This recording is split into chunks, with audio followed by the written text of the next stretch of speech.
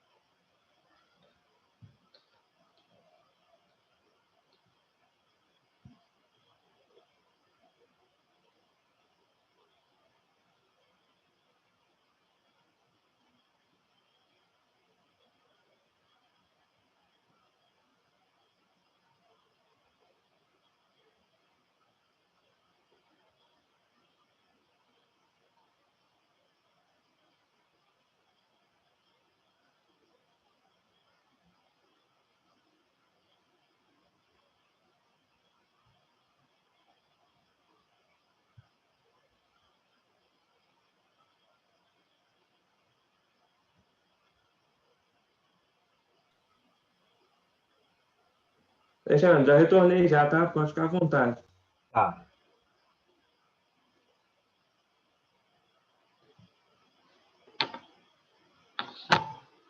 Bom, aí, então vamos continuar, né, Pablo? Não sei se o Joel volta. Então, são esses hoje os desafios que nos faz repensar a qualidade, gestão da qualidade, porque a gente está sofrendo isso. Por isso que a gente pensa em qualidade, né? Ah, o Joel está entrando. Que todos esses desafios nós estamos vivenciando, né? Essa questão da tecnologia. Deixa eu ver se tem mais algum desafio. Espera aí, pegar aqui. Acabou. Ah, tá. Ah, e outra coisa, erros podem ser fatais. Hoje em dia, você vê que, por exemplo, nós vimos agora como que a imagem do supermercado Carrefour ficou prejudicada. Por quê? Por que que isso acontece? Por causa da informação que ela voa, né?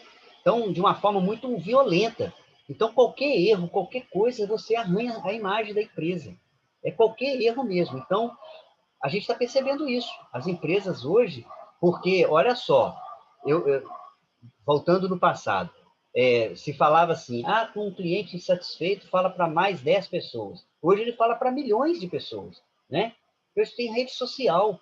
Então, a gente tem que tomar muito cuidado, as empresas têm que tomar muito cuidado, porque hoje Ô, a gente pode destruir alguém ou uma empresa pela rede social. Pois não, pode falar. ô Alexandre, Hum, eu penso muito sobre o marketing pessoal, sabe? Porque, na verdade, nós construímos a nossa própria marca, né? Antes mesmo de ser uma marca de uma empresa. E eu acredito que as formas no qual nós conduzimos as nossas decisões, a forma que nós somos como profissionais, isso faz com que as pessoas que estão ao nosso redor elas possam ter admiração, né? Pelas nossas personalidades e posturas, ou pode ter até o contrário, né?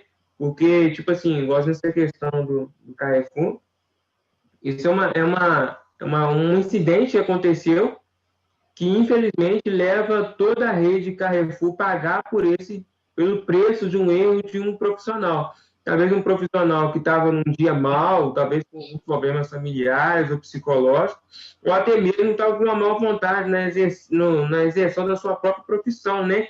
E ali ele exatamente. colocou todas as pessoas que estavam ali naquele mercado, todas as pessoas que fazem parte dessa rede, todos os donos, ele expôs isso de uma forma que todos estão sendo culpados de uma ação que talvez pode ter sido causada num dia que ele talvez não estava bem. Exatamente. Mas aí você vê, né, Pablo? Um funcionário, pensa, ou um ou dois, não sei, né? A gente tá... Então, Uhum. Concordo plenamente com o que você falou, infelizmente, Pablo. Eu gosto muito das suas intervenções, tá? Normalmente você faz umas intervenções muito sábias e muito em cima do que eu estou pensando. É muito interessante quando você fala. É igual, por exemplo, você falou uma coisa aí que me chamou a atenção no início, a questão do marketing pessoal. Nós também temos que tomar muito cuidado com a nossa imagem. Porque hoje, eu tenho rede social e gosto. No início, para mim foi novidade, né? Eu sou de uma geração que não tinha isso. No início eu postava muita coisa no Face. Aí depois a gente vai também baixando a bola e vai vendo, gente, isso é muito perigoso. Então a gente tem que ver até o que a gente vai postar, que você falou muito bem, é o marketing pessoal. Nós temos também que nos vendermos com bacana, porque hoje, com uma boa imagem, né? Porque hoje as empresas, na hora de contratar, não é mais só currículo, não. Vai olhar o que você posta, isso aí você pode ter certeza, entendeu? Vai ver como é que é a sua vida. Então, a gente tem que tomar cuidado. Eu falo isso, ô Pablo, principalmente para alunos de 14 anos. Gente, toma cuidado com a imagem que vocês têm, com os seus posicionamentos políticos. Não estou falando que a gente tem que ser alienado, mas toma cuidado, vê se vai valer a pena se você se posicionar, entendeu? Pablo, uma vez, eu me lembro, quando a Dilma ganhou, eu me lembro disso direitinho, uma aluna de direito que já ia formar, eu fico até com pena, sabe, Paulo? Ela colocou assim, acho que a Dilma foi muito bem votada no Nordeste, quando ela ganhou em 2000, no segundo mandato dela. Aí a menina revoltada colocou assim, por causa desses burros dos nordestinos que a Dilma ganhou, alguma coisa assim. Gente, deu uma polêmica. Nossa, queimou. Queimou, deu uma polêmica que, Hum, rapaz, e ela ia formar em direito, porque você sabe que hoje, né, é a questão do preconceito, né, que também está em alta. Eu estou falando, o mundo está mudando. O politicamente correto é verdade. veio para ficar. E isso é ruim? Não, é bom. É porque nós não estamos acostumados. A gente tem que aprender a respeitar o outro, entendeu? Vai ser necessário passar por muito transtorno até o ser humano começar a ir aprendendo. Aí, Pablo, eu não sei se você vai concordar comigo. Sabe o que eu acho que devia ter nas escolas? Eu acho que devia ter uma aula de inteligência emocional. Eu acho que está precisando disso. É o que faltou para aqueles seguranças, entendeu? Eu acho que faltou inteligência emocional. Assim que ele foi agredido, ele despirocou. Ele sofreu uma agressão. Então, é o que ela ia falar. É, Às vezes as pessoas, igual você comentou na primeira aula, né? Que nós estamos vivendo num contexto que as coisas muitas vezes são tudo de imediato, que as coisas precisam de fato acontecer. E as sim. pessoas elas não têm nada para poder controlar a sua parte emocional, que é o que dá mais transtorno. Porque Uhum. às vezes o dirigindo, e às vezes o outro dá um vacilo, um erro, que isso pode acontecer com qualquer um, a pessoa já fica logo estressada, já fica brava. E às vezes a Uhum. pessoa toma uma fechada, já fica nervosa, quer Exato. discutir isso, aquilo. Então as pessoas estão emocionalmente com os nervos, né? Parece que como o pessoal antigo fala, a flor da pele. Que eu Uhum. encosto e a pessoa já explode, já tá. É. Eu tenho percebido isso. Aí eu não sei se isso tudo tá relacionado. Tudo isso que você falou, assim embaixo, eu não sei se está relacionado a esse mundo estressante que a gente está vivendo, que a gente acabou de falar na primeira parte da aula, que está muito estressante, está muita cobrança, muita pressão, não sei. E eu não sei o que está acontecendo na humanidade. Eu também tenho percebido isso. Não estou falando que eu sou santo, né? Ninguém aqui é santo, mas eu tenho percebido que realmente as pessoas estão mais agressivas, né? E talvez seja em função dessas mudanças mesmo que nós estamos vivendo, né? Igual eu falei, talvez porque no passado a gente viveu de uma forma um pouco mais simples, mais tranquila. A minha casa aqui, eu moro em Cataguases, a minha porta da casa da minha mãe vivia aberta, hoje não pode, é tudo cadeado, é grade nas janelas. Então, assim, a gente está vivendo uns momentos, né, diferentes, estranhos. Tem um lado que está evoluindo, às vezes a gente não vê como evolução, mas às vezes eu tento ser otimista. Por exemplo, eu volto a falar, essa questão do politicamente correto. Não havia esse politicamente correto na minha infância, não havia. Eu sou dessa criação em que era normal você zombar de homossexual. Era normal, eu estou falando sério. A gente não tinha noção, cara, eu estou ofendendo uma pessoa, né? Eu não posso ofender. E a gente precisa de criar harmonia. E aí, dentro da empresa, você vai aprendendo também, que você trabalha em equipe, você precisa de criar uma harmonia, né? Então, eu estava lendo isso, eu acho até que foi até, se eu não me engano, foi até a Tammy Gretchen que falou que ia criar um projeto, que ela foi candidata a vereadora e ganhou, de criar e jogar inteligência emocional nas escolas. Você sabe que eu concordei? E falei, poxa, isso seria uma boa ideia, de criar isso, e as pessoas começarem a treinar. E por isso que eu falo para vocês que são engenheiros, eu não sei se você lembra, Pablo, de outra aula que eu dei, que eu falei, gente, Eu adoro o engenheiro, porque o engenheiro é cálculo, é matemática, e dentro de uma empresa a gente tem que ser racional, não é? Porque você tem que trabalhar com estatística, você tem que trabalhar com prazos, então tudo é número, a gente sabe disso. Mas eu falei também, a única preocupação que eu tenho com o engenheiro, dele esquecer um pouco da emoção. Ele ficar tão racional demais, né? E esquecer um pouco aí. É só isso que eu sempre chamei a atenção. Então, tentem aí, né, trabalhar. E aí, trabalhar É, isso, essa parte emocional. Porque o engenheiro eu também também lida muito tenho com o uma, número. eu também tenho uma preocupação exatamente com relação a isso, Alexandre. A gente se preocupa com a questão de produtividade, de aumentar a lucratividade, as questões, e às vezes acaba esquecendo que as pessoas que fazem parte, que estão envolvidas no processo, não são máquinas, né? Mas são Uhum. humanos. Então vão ter dias que eles vão ter problemas familiares, vão ter dia que vai render bem, vai ter dia que não vai render, mas tudo gere, ou tudo acontece de acordo com aquilo que a gente consegue enxergar nas pessoas, sabe? A forma que a gente cativa as pessoas, porque um funcionário, a partir do momento que ele é visto como uma máquina, ou como só simplesmente como um objeto de lucro, eu acredito que ele produz menos, né? E o ambiente fica um ambiente pesado. Mas a partir do momento que você cria um relacionamento interpessoal, de entender que do outro lado também tem uma pessoa, tem um ser humano com razões e emoções, eu acho que isso cria um ambiente de trabalho agradável e os resultados são sempre os melhores. Verdade. E a gente passa muito tempo no trabalho. Ô, Pablo, parabéns, cara. Você já tem uma visão muito boa. Você está de parabéns mesmo, de verdade. Porque a gente tem, igual você falou, você citou aquela hora, pô, você não sabe o que que aconteceu, lógico, aqui não estou aqui protegendo, não, só a gente está tentando ir pelo lado psicológico. A gente não sabe o que aconteceu com esses seguranças, se ele não teve algum problema, chegou com problema, não estou justificando, pelo amor de Deus, fez totalmente errado. Nossa, não tem nem. Não tem Mas a como, gente está né? tentando, a gente está tentando assim, de repente, se vamos imaginar, tá? Vamos imaginar aqui um cenário Uhum. para aquilo não tivesse acontecido. Ele tem um chefe lá, igual o Pablo, que é um cara que tem a compreensão. Aí o Pablo, que a gente também tem que perceber que o ser humano não está legal. De repente, vamos imaginar um cenário. O Pablo é o chefe dele. Antes de acontecer o negócio. Aí você chama o cara, você está com algum problema? Estou te achando. O cara se sente valorizado, pô, meu chefe está preocupado comigo. De repente mudaria ali o humor do cara e talvez ele não cometeria aquilo. Não é um exemplo que eu estou dando, né? Um Sim, é cenário, verdade. não é? Muitas vezes você pode ajudar uma É, pessoa, não é? E ele não faria aquela besteira que ele fez e que hoje estragou o nome da empresa, acabou com a vida dele, e sem contar que ele acabou com a outra vida, que é pior ainda, né? Que é, ele vai ficar com eis essa a marca. questão. A segurança do trabalho ela nos põe muito com relação a isso, sabe, Alexandre? Hum, Porque muitas das vezes os acidentes de trabalho que acontecem, a gente divide ele em duas condições. Ou é um ato inseguro ou uma condição insegura. A condição insegura é quando a máquina, o ambiente todinho favorece para que o acidente venha acontecer. Mas o ato inseguro em si é quando parte do colaborador.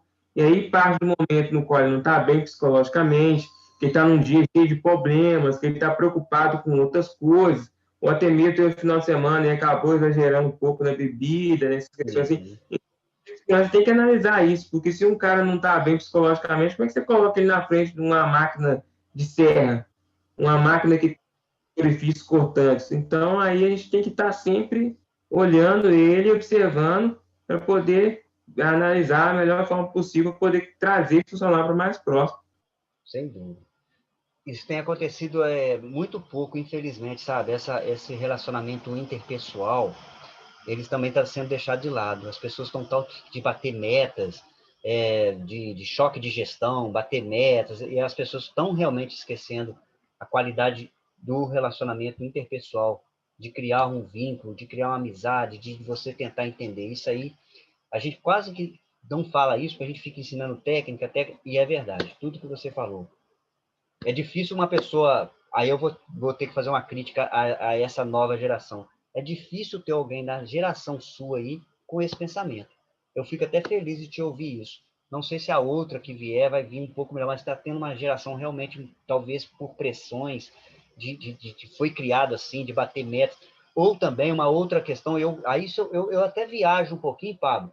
Eu sou muito assim de ficar né? E isso aqui que eu estou falando não é nada baseado em ciência, é uma intuição, uma percepção que eu posso estar errado. E vocês podem discordar, não tem problema. Uma das coisas que eu tenho percebido dessa dificuldade de relacionamento, eu vou te explicar uma coisa que tem acontecido. Por exemplo, meu pai tinha 8 irmãos, 10, aliás, 10. Então, eu tenho tio, primos, para tudo quanto é lado. Depois, meu pai só teve 4. Que eu tenho outro irmão e 2 irmãs. Eu só tenho uma filha. Meu irmão só tem 2. A minha outra irmã só um, minha outra só um. Já vai diminuindo. Aí eu fico vendo, um dia dando aula lá no Sebrae, eu fui perguntar, quantos irmãos você tem? Ah, não tem. E você? Tem 2. Antigamente as famílias eram cheias. Com isso, eu não sei se você vai concordar, e não precisa de concordar, pode discordar. Com isso, a gente aprendeu, eu tive 4, e meu pai teve 10, a gente aprendeu a dividir, entendeu? Você tinha que dividir. Você tinha que ir lá em casa, a gente nunca passou fome, graças a Deus, mas a gente dividia pão, a gente até brigava. Minha mãe comprava um pão, a gente punha no meio, assim, ficava vendo qualquer... A gente era com molequinho. Uma vida de muita dificuldade, mas não, graças a Deus, fome não passou. Aí ficava dividindo e tal. Então a gente aprendeu, tinha que dividir cama. Até que o meu irmão foi ficando maiorzinho, aí teve que comprar uma cama para ele, que era uma famosa cama de abrigo, que eu acho que nem sei se existe mais. Então era uma casa pobre, mas no geral as pessoas viviam assim. Mas ao mesmo tempo foi crescendo essa questão de você aprender a relacionar. Hoje os filhos são filho único. Minha filha não dividiu nada com ninguém. Graças a Deus, eu tentei educar ela e ela até então nunca me deu nenhum dissabor, né? Mas não aprendeu a dividir, né? E hoje em dia, então, como a maioria são filho único, ou no máximo um irmão e tal, esse egoísmo está indo para as empresas. E vocês, como líderes, vão lidar com essa geração. Essa geração que nasceu É tendo amigos, verdade. não é? Tendo amigos pelo celular, né? Uma coisa fria, né? Às vezes namorando pelo É celular. mais que verdade, Cristiano. Essa geração que vai chegar no mercado de trabalho, uma geração totalmente robotizada, fria, entendeu? Que não teve muito contato com natureza, de brincar na rua. Eles não têm culpa, o mundo foi crescendo. E o brinquedinho dele, de um menino de 10 anos, 11 anos, hoje é um celular. Ele ganha no Natal, o pai dá um celular para ele. Então, esse ambiente familiar, ele vai envolver na empresa, vai influenciar na empresa. E é vocês que vão lidar com isso, não sou eu mais não, entendeu? A minha geração, que hoje que está aí à frente, lida com vocês, que é uma geração também legalzinha. Mas de vocês, vocês vão pegar muito disso, daquela galera que foi acostumada com celular, entendeu? É assim, é uma coisa da evolução dos tempos, né? Bom, gente, às vezes a gente usa a palavra aqui, custos. Alexandre, Pode falar. Eu gosto dessa interação. achei Prefiro tomar aula interessante o assim que do que você eu tomar aula falou. técnica. Oi? Eu achei interessante o que você falou, que eu tenho vivenciado isso, esse cenário no qual Você já você está abordou vivenciando, aí, né? Você já deve estar de muito, vivenciando. Já está foram entrando no criados pelos mercado. pais, Uhum.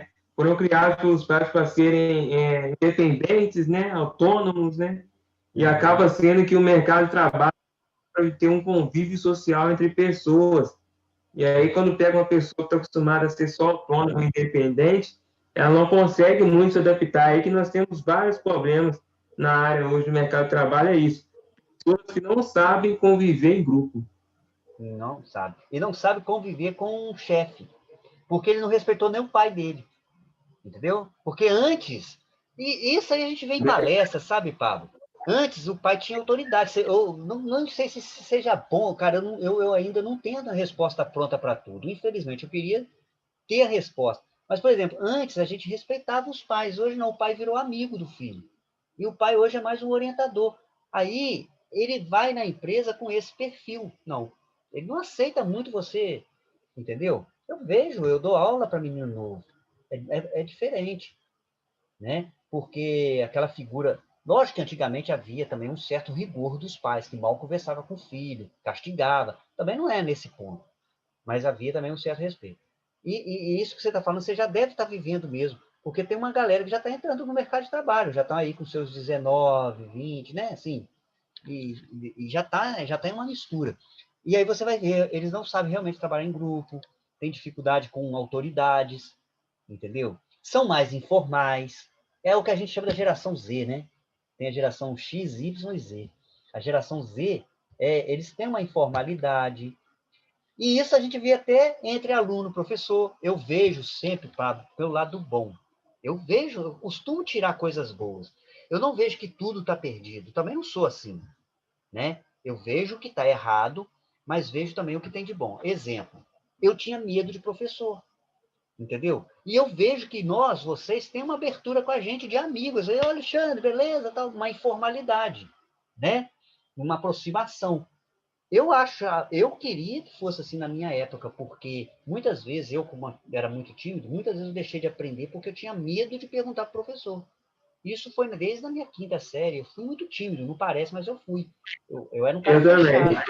fechado. Professor de matemática explicava aquilo lá, aquilo não entrava na minha cabeça, eu ficava quieto, me afundava nas provas. Agora que eu aprendi matemática, eu vejo que, gente, matemática é tão fácil assim, né? É só você Eu prestar uma ia com atenção. tudo. Mas não entrava na minha cabeça porque eu tinha medo do professor. O professor era bravo. Tinha os professores bravos, sem educação até. Eu não falo nem bravo, era sem educação mesmo. Você mal perguntava, o professor tinha eu muito tímido. Então, eu sofri muito com isso. Então, assim, eu prefiro essa informalidade que você fala, professor, pô, não entendi aqui, me explica. O professor vem, né? Então, houve uma melhora nisso aí. Eu pegava aquele professor que chegava lá, enchia o quadro, ninguém falava um piso, você não ouvia um barulho dentro de sala. Aí tem gente que fala assim, mas isso que é legal. Não é. Pelo contrário, muita coisa eu vejo como positivo. Eu vejo meus alunos do Sebrae vivos, ativos. Aí eu vejo o lado bom. São garoto de 14 anos, eu vejo você aí, ó. Quanta participação você nos deu aqui, nos brindou com a sua inteligência. É isso, é debate, entendeu? Às vezes eu não quero que o aluno concorde com tudo que eu falo. Vem, né? Discorde, professor, mas você não acha assim, assim, assado? Pô, legal, entendeu? Bom, agora vamos falar dos custos da qualidade. A gente também está dando um passeio, mas está sendo legal. Os custos da não qualidade, né? Existem os tradicionais que a gente identifica, né? Eles são facilmente identificados. Por exemplo, uma peça com defeito, você identifica que aquilo vai te dar um prejuízo. Mas também tem os escondidos, aquele que você não vai mensurar com facilidade, né? Então vamos pegar aqui os tradicionais. Uma sucata, né? Uma inspeção, você tem um custo de inspeção. O retrabalho, ele te gera custo, é um custo visível. A rejeição, a garantia que você tem que dar, tudo é custo. Agora vamos para os escondidos. Um ciclo operacional longo, às vezes você não percebe.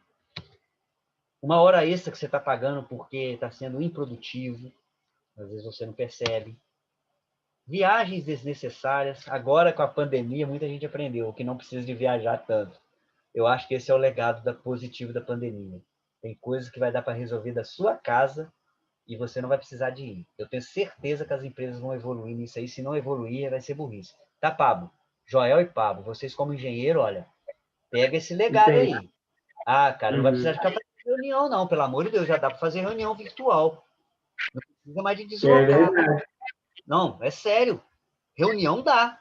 Eu não digo aula virtual, porque a aula sai né, dá uma diminuída na qualidade. Mas reunião, né? Eu quero ver a faculdade daqui para frente. Isso aí eu vou cobrar. Pô, eu vou ter que sair daqui de Cataguases para uma reunião, sendo que dá para fazer aqui, né? A não ser tudo bem, que aí tem aquela questão humana, mas a gente precisa porque a gente quer fazer um almoço, aí é diferente. Mas É top. eu vou economizar gasto de gasolina, de hotel, enfim, né? Se tivesse que ficar em hotel, exemplo, né? Então, a pandemia vai deixar isso aí. Um outro custo escondido, desgaste com o cliente, porque tem cliente que não reclama, mas você já perdeu o cliente se você não trabalhar com qualidade. Tá vendo? Isso são os custos da não qualidade, custos escondidos. A perda da lealdade do cliente, a gente não tem como mensurar isso, porque a gente às vezes não consegue apurar isso. A insatisfação do cliente, você não consegue, entendeu? Agora nós vamos falar do processo produtivo, né? Esse processo produtivo aí. Bom, vamos definir o processo segundo a ISO 9000. Ah, Pablo, deixa eu te contar uma coisa. Teve um dia, depois que eu passei aquele filme e eu fiquei feliz, até antes de acontecer o que aconteceu, né? Eu ia passar outro, aí eu animei. Ah, cara, agora vai dar para passar filme. Aí eu ia passar um filme, aí olha só como é que a gente aprende. Aí eu ia falar, eu achei um filme sobre a ISO. Uma mulher, muito legal o filme. Eu vou passar o link para vocês. Eu ia falar, então na próxima aula eu vou passar esse filme. Como aconteceu, eu não passei, né? E mudei a aula. era sobre a ISO. Mas olha como é que eu fiquei esperto. Aí, quando eu vi o vídeo maravilhoso, me encantou, falei, pô, vai ser legal, os alunos vão gostar. Fala sobre a ISO 9000, né? O que é cobrado na ISO e tal. Aí, só que aí no finalzinho a mulher fala assim, mas essa ISO foi atualizado não sei o que em 2015. Aí eu já fiquei esperto, falei, bom, como aconteceu o negócio lá da variação cambial que eu contei, que a lei mudou, eu vou perguntar, vou ver se essa foi a última atualização mesmo, se 2015 foi a última. E pesquisei. Ou seja, um erro me fez eu ficar atento. Aí comecei a pesquisar. Mas, de fato, a última atualização da ISO foi 2015. Então, o vídeo poderia passar sem problema. Entendeu? Então, assim, me chamou a atenção, tá vendo? Eu aprendi. O que é o processo segundo a ISO 9000? Conjunto de atividades que se interrelacionam, né, para transformar em produtos. Então, ele tem a entrada, tem os processamentos e tem a saída. É o que a gente chama de sistema. Entrada, processo e saída. Isso é o que a gente entende por conceito de processo. O que entra, né, numa empresa? Matéria-prima, a tecnologia, o capital humano, as informações, o mercado, o cliente, né? O que processa são as tarefas que vão agregar valor, né? E a saída também é o cliente, é o mercado, é o fornecedor, é o serviço, também informação e, finalmente, o produto. Então, isso é o processo.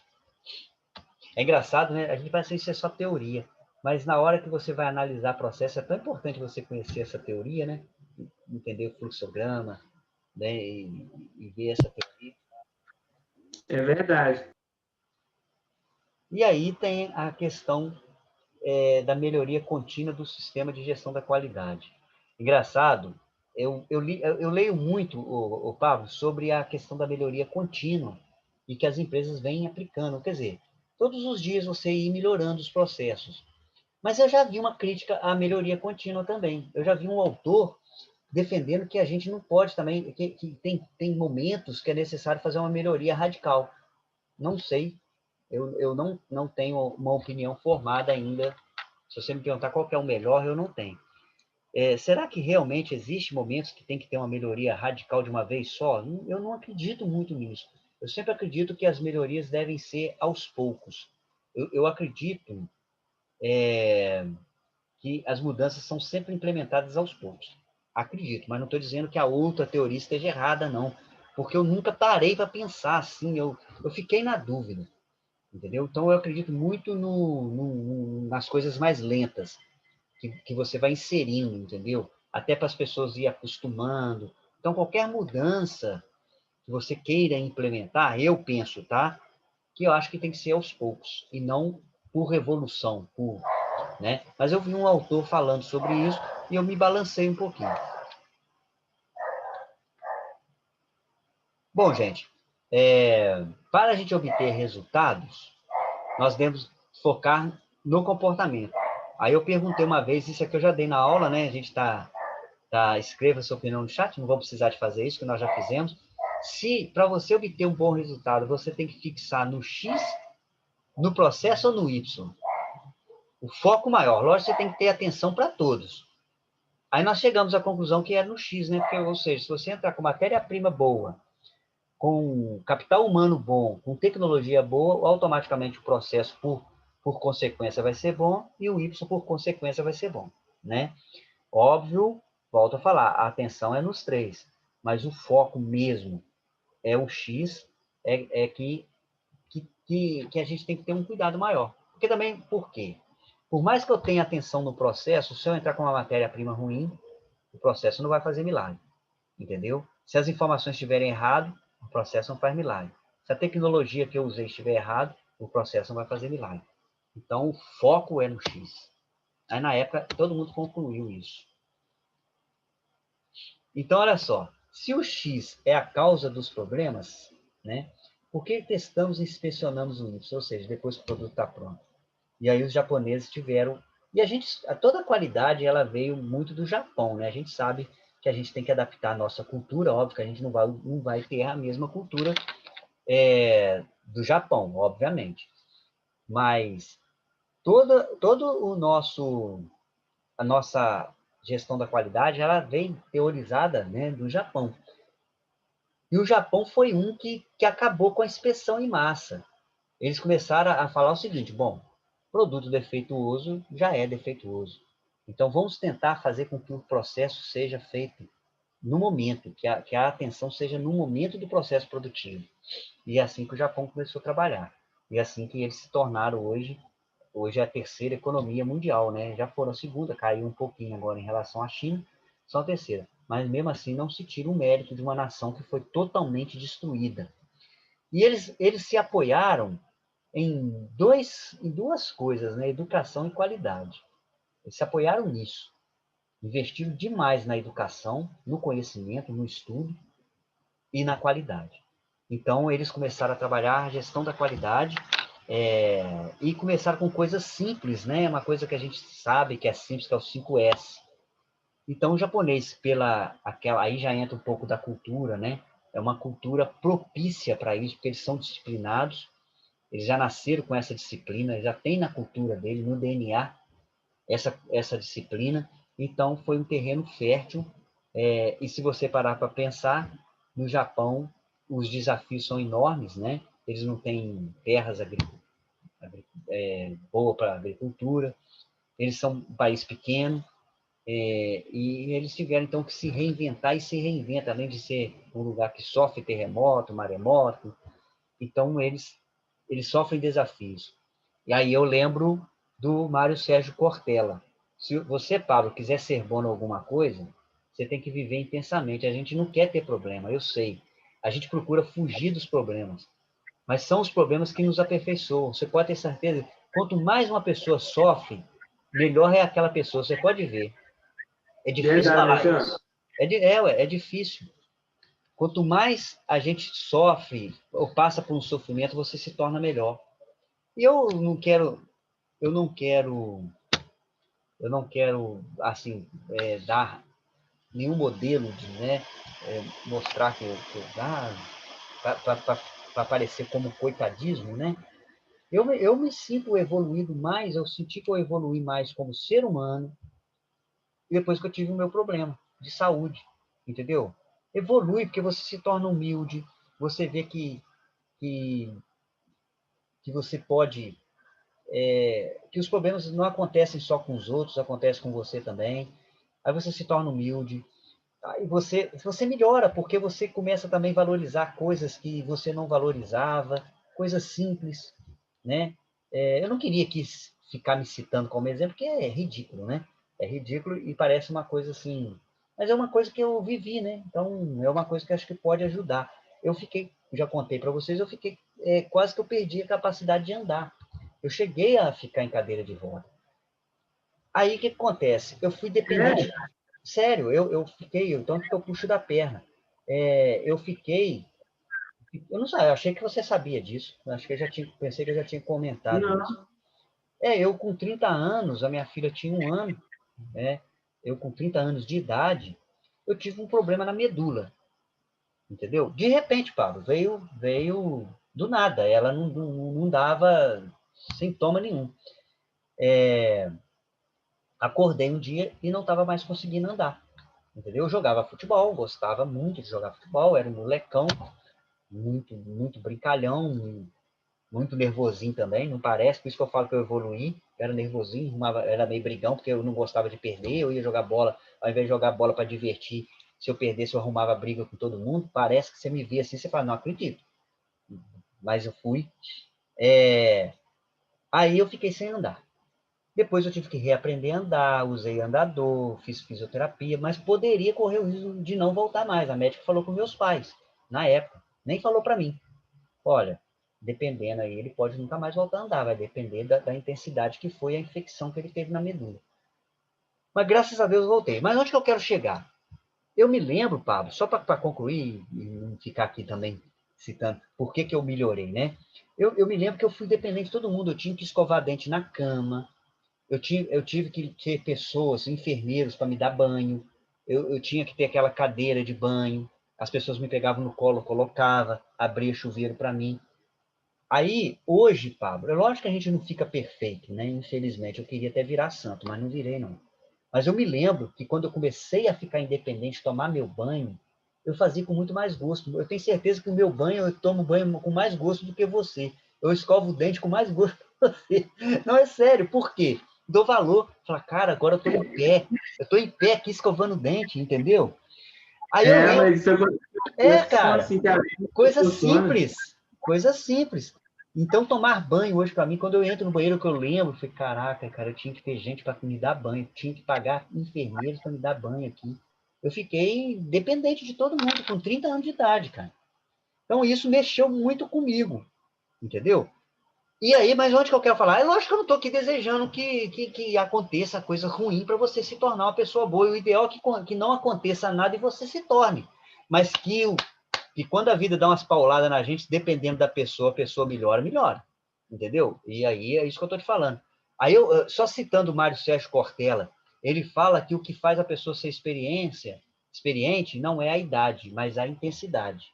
E aí ele dá um exemplo. Eu tenho 50 e poucos anos. Imagina que eu quase não dirijo uma estrada. E você deve ter, eu não sei quantos anos de sua idade, não preciso de falar, porque a minha mãe ensinou que é falta de educação, mas vamos imaginar que você tem aí 23, que eu acho que é o que você tem, 22, 20. Mas vamos imaginar. E você vai toda semana para o Rio de Janeiro. Você, com 25 anos, tem mais experiência do que eu, com 50, que não pega estrada. Então, por quê? Porque você tem mais intensidade. Então, onde que eu quero chegar? Na vida é isso. Quanto mais você vive, mais. Por isso que a gente tem que vivenciar, ter intensidade, participar de tudo. Fui aprendendo isso com o tempo, entendeu? Para você aprender, entendeu? Então, se está na sua empresa, Pablo, alguém precisa de um voluntário, apareça, entendeu? Se tem um cursinho na faculdade, apareça. Se tem uma palestra na faculdade, apareça. É nesse sentido que eu estou falando. Isso eu fui aprendendo. Aí hoje eu compro um livro, eu vejo, entendeu? É nesse sentido. Eu acho que isso é o que é essa intensidade que eu estou tentando falar para vocês. Então, agora vamos voltar aqui para a matéria, né? Que hoje a minha aula está meio. Então, assim, a matéria-prima com qualidade, você trabalha com qualidade. Os processos bem delineados, uma mão de obra treinada e qualificada, um fluxograma definido, uma padronização implementada e um layout definido e estudado. Guardem isso aqui é a parte mais importante do curso. Isso aqui vocês podem checar. Ah, mas a matéria teórica? Não, vai lá na prática e checa isso. Matéria-prima está de qualidade? Ok. Os processos já estão bem delineados? Ok. Eu tenho mão de obra que eu posso confiar, ela é qualificada, ela é treinada, eu posso. Eu também tenho hora que eu tenho que demitir pessoas incapazes, tem gente que não tem jeito, infelizmente. O meu fluxo é definido? Já tem uma padronização implementada? O layout também já está bem definido e bem estudado? Olha só, isso aqui é uma receita.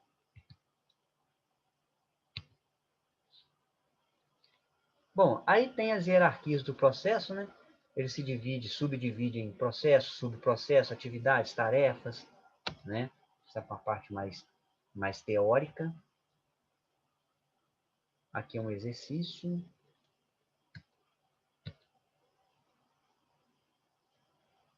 Isso aqui eu dei na época, né? Todo mundo concordou que era um processo, porque todo mundo está trabalhando junto, todo mundo tem uma função, se divide em tarefas, subtarefas, então todo mundo concordou.